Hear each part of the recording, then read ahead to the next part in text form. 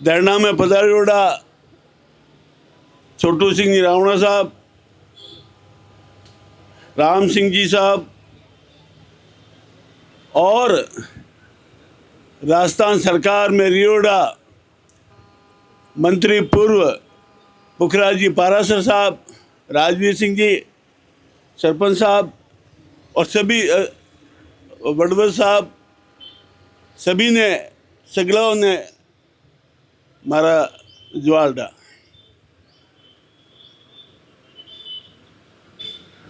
सारी बातें तो हो गई है।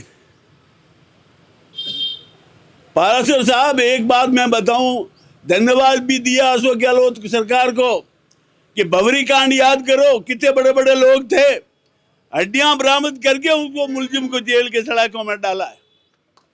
मैं भारतीय जनता पार्टी से हूं, इसमें कोई दो राय नहीं है। पहले मेरी कांग्रेस पार्टी हुआ करती होगी वंस अपॉन ए टाइम। तो जो अच्छे काम करता है, चाहे कांग्रेस हो या बीजेपी, उसकी सराहना होनी ही चाहिए। अब 1.5 साल से मेरी माँ 80 साल की और तीसरी बार धरने पे बैठी है। ये भी चर्चा हुई कि जो राज में अभी घूम रहे हैं गाड़ियां सरकारी लेके, उनका भी जो स्टेटमेंट जो हमने पढ़ा और सुना वो भी मर्यादित नहीं था। जिस तरीके से उनको बात करनी चाहिए थी, माफ करना, उन्होंने नहीं की। तो क्या ये जो लोग इसको हल्के में ले रहे हैं, दोस्तों, आज जो सत्ता में है वो इस सड़क में चलने लायक नहीं रहेंगे, ये आप नोट कर लें। जनता सब समझती है और जनता माई बाप है। जनता किसी को भी सत्ता पे बैठाती है और किसी को सड़क पे भी लाके खड़ी कर देती है। अब रहा सवाल के साहब, इस पे एसआईटी गठित हो, सीबीआई जांच हो, सारी व्यवस्था है, लेकिन करेगा कौन? जो सत्ता में है वही तो करेंगे।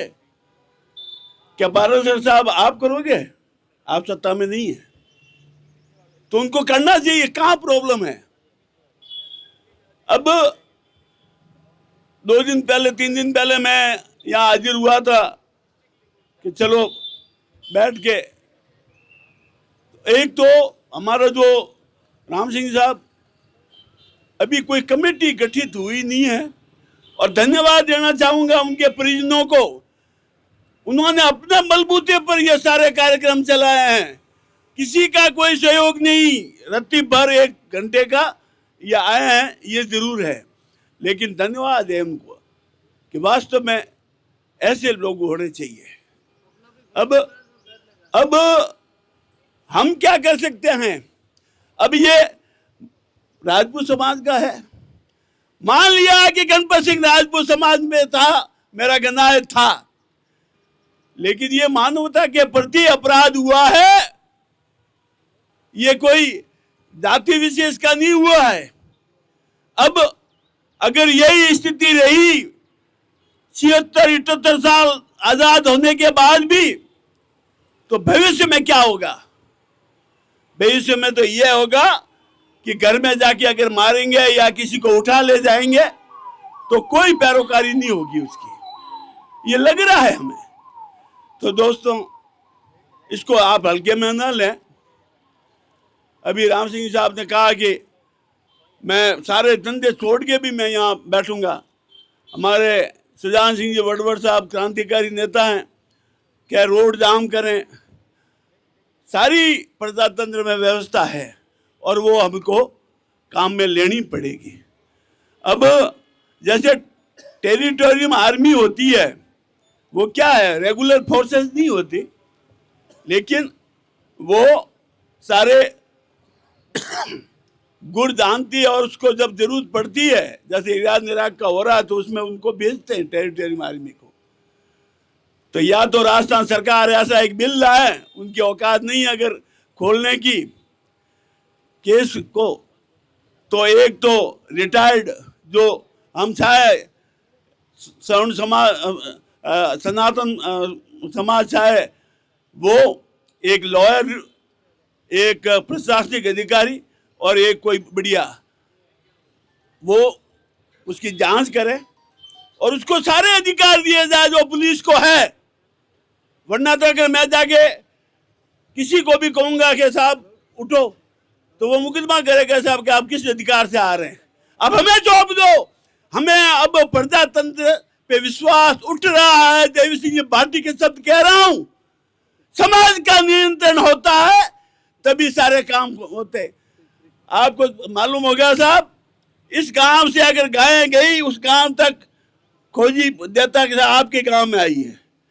वहां का जो शासक या जो भी होता है पंत पटेल के साहब हम लाके देते हैं, वो आगे से आगे, आगे से आगे, और लास्ट में तलेटा में पहुंच गई और वहां से आगे अगर प्रतिष्ठित नहीं मिल रहे हैं तो उस जागीरदार को, जो भी शासक होता था, उसको सारा जुर्माना देना पड़ता था। तो साहब अफसोस है पाराशर साहब कि राजस्थान विधानसभा का एक सदस्य जो उसी गांव का है, शर्म आनी चाहिए उनको। हमने वोट दिए हैं तो कम से कम धरने पे तो पधारते, सहयोग करते, विधानसभा में उठाते कि मैं विधायक तो रानीवाड़ा का हूं लेकिन इस गांव का बासिंदा हूं। तो साहब ये भाईचारा कैसे खत्म हो गया? हमें तो याद है जब दूर दूर जाते थे हमारी बहन बेटियों को लेने के लिए, तो ऊंट जाते थे और रबारी साथ होता था, क्योंकि हम जेठ या ससुर होते थे उसके साथ नहीं बैठा सकते थे। रबारी पीछे बैठता और हमारी बहू बेटी आगे बैठती और वो आना लेके हम आते थे। ऐसा विश्वास पात्र वो देवासी समाज था और उसको कलंकित करने का काम किया है तो इस विधायक ने किया है। दूसरा, पाराशर साहब आप राज में रहे हैं, हम भी छोटे मोटे राज में रहे हैं। जब भी कोई क्राइम होता है, आधी रात को कई बार 2-3 बजे फोन आता है कि क्या हुआ, कि साहब एक्सीडेंट हो गया, क्या हुआ, कि गाड़ी चीज हो गई, क्या हुआ, अरे साहब गड़बड़ हो गई, कोई मारो सोरो गियो और को फोटो ठोकियो मर गयो। तो हम इन नेता जो खच्चरदारी है उन सारों कुत्तों को सब मालूम है, क्योंकि उन्होंने फोन किया होगा कि साहब हमने गणबल सिंह का हत्या तो कर दिया, अब आप हमारी मदद करो। तो मैं तो कह रहा हूं नार्को टेस्ट अगर करवाना है तो राम सिंह जी का कराओ, पाराशर साहब का कराओ, दिलीप सिंह जी का कराओ, रानीवाड़ा विधायक पूर्व वर्तमान का कराओ, भेद खुल जाएगा। जांच कर लेगी पुलिस कि तेरे आया था तो वो तो बोलना ही बोलना है। तो साहब ये कब तक चलेगा? ये आज चाहे हम भी मानते हैं कि बिना एविडेंस के नहीं होता, कानून में प्रावधान है, भले लाख गुनहगार है लेकिन एक बेगुनाह को सजा नहीं मिलनी चाहिए। लेकिन ये भी कोई तरीका नहीं है, कुछ तो नजीर पैदा करने पड़ेगी योगी की तरह। आप लो ना उनको, थर्ड डिग्री मेथड अलाउ नहीं है तो क्या पुलिस थर्ड डिग्री काम में नहीं लेती? छोटी छोटी चीजों पे लपड़ और मुक्के और मुर्गे और डंडे लगाती है। साड़ों को उठाओ किसी और मामले में और लगाओ, अपना आप खुल जाएगा। नहीं खुले और पक्का हो जाएगा साड़ा एविडेंस नहीं मिल रहा है, लेकिन दिलीप सिंह ही मुलजिम है, जंगल में ले जाके सारे उनके अंगूठे दस्तखत करवा के कैसा हमने किया वो किया और लाके उड़ा दो सारा योगी की तरह। चलो अगर कानून काम नहीं करेगा तो कानून दूसरा भी है। अब मैं तो यहां तक कहूंगा कि युवाओं की जरूरत नहीं, मेरी भी 70 साल उम्र हो गई है, अब ज्यादा मोह भी नहीं है। अगर ये नहीं खुला और ये पक्का एविडेंस हो गया कि फलाने ने ही किया है तो साहब थोड़ा ढंग लाना, खूब शूटर मिलते हैं, उड़ाना सालों का देखा जाएगा। और कई कह रहे हैं भूख हड़ताल, अरे यार भूख हड़ताल, भूखे क्यों मरे? देवी सिंह भाटी साहब भी कहते हैं कि भूखे क्यों मरे, अगर मरेंगे तो लड़के मरेंगे, भूखे नहीं मरेंगे। हो सकता है कई बातें प्रजातांत्रिक प्रणाली में सही नहीं हो सकती, लेकिन प्रजातंत्र में अगर अन्याय होता है और इस तरीके की अगर व्यवस्था होती है तो साहब हथियार उठाना ही पड़ेगा। और जब तक आप रोष और ताकत के साथ कोई काम नहीं करेंगे तब ये संभव नहीं है। एक साहब परसों पहले आया तब भी राजवीर साहब बात हुई थी, मैंने कहा इतने सारे नेता हैं हमारी समाज के, सारा कोई नेतृत्व करने के लिए तैयार नहीं है यहाँ। अब जितना भी आज दिन काम हुआ है वो सब इनके परिवार के द्वारा, ये किसान सभा के अध्यक्ष जी ये खूब यहाँ दौड़ रहे हैं, तो कहना का अर्थ ये है साहब कि उसको व्यवस्थित रूप से चले। और मैंने आपको अर्ज भी किया था कि आप हर तहसील पे एक कमेटी बनाओ 5-5 लोगों की, तो 8 तहसील यहाँ 5 आए 13 ये हो गई, और ये मिलके कोऑर्डिनेशन करके इतनी भीड़ करें। अफसोस हुआ था, मैंने कहा शायद गाड़ी वहाँ मोड़ पे पार्क करनी पड़ेगी, लेकिन मजा नहीं आया। तो साहब जो भी सत्ताधारी है वो कान खोल के सुन ले, हमारा जन्म हिंदू महिलाओं की पेट से हुआ है पारासर साहब, कोई किसी कार्यालय कांग्रेस या बीजेपी के कार्यालय में नहीं हुआ है।